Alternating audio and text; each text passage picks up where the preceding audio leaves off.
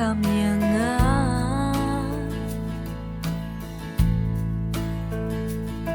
Shakijad bin riw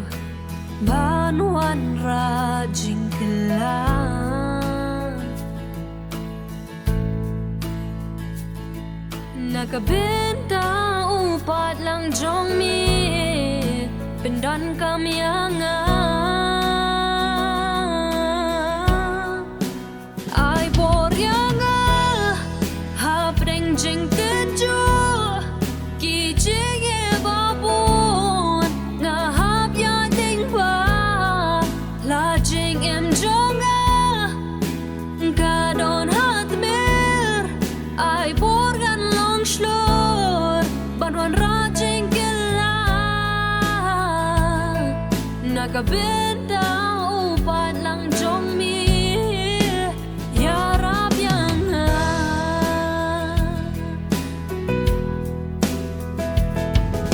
Hangi marway Min Syiem jong kaling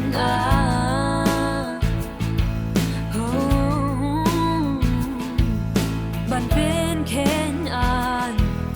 Nga haban long ka lang knya Putray nga kir patoy osno Yan ching dway jong na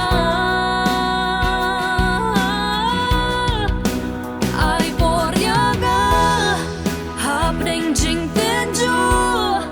Kijing e babon Nga hapya ling ba Lajing im jonga O kadon hatmer Ay borgan long slor Banwan rajing kilang Nakabinta upat lang jong mi Yarap yang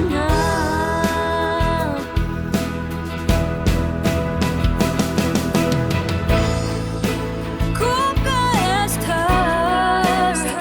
Nan long slor Banwan rajing kilang Hakmaki long slor Nga hamlud Bangan yang mentang Nakabinta upat lang jong mi Yarap yang Ay borya Hapdeng jing tenjo Kijing e babon Nga hapya ling ba Hajing im jonga